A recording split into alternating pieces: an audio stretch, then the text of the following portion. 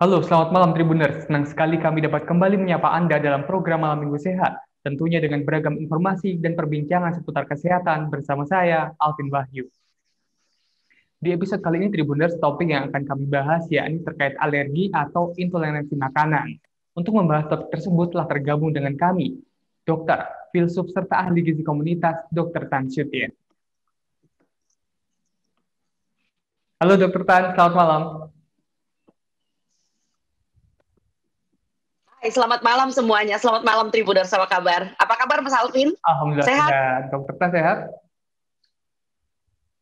Ya, habis liburan atau sedang liburan?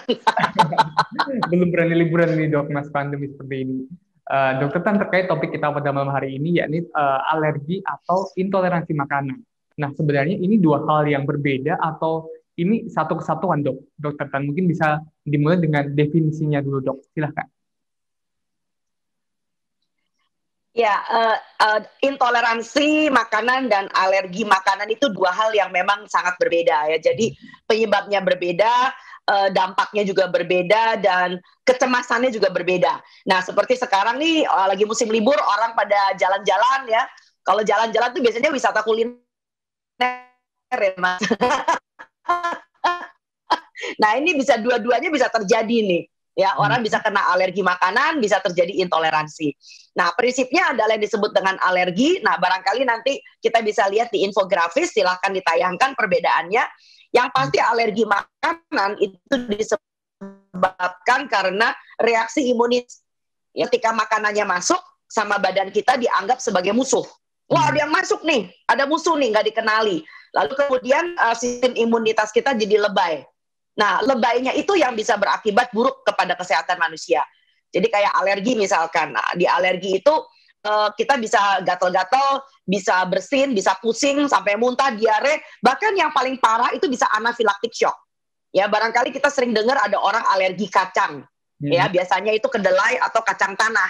Makanya kan di mana itu ya, di pesawat penerbangan mana, itu pernah ada orang cuman sekedar sesama penumpang buka kacang, penumpang yang lain bisa wah sampai alerginya bukan main, padahal dia tidak mengkonsumsi kacangnya, belum mengkonsumsi kacangnya. Jadi memang di dalam anafilaktik shock itu pada orang-orang yang terkena alergi makanan itu gejalanya bisa sangat lebay. Ada yang sampai mengancam nyawa. Dan biasanya responnya itu dalam hitungan menit, segera, atau biasanya dalam kurun 30 menit. Jadi dalam waktu 30 menit udah terjadi.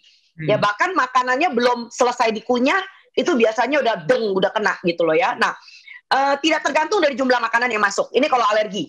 Jadi maupun seiprit, seupil kayak apapun, tetap kalau orang ini alergi itu akan memicu serangan yang hebat sekali. Dan selalu terjadi berulang pada makanan yang sama.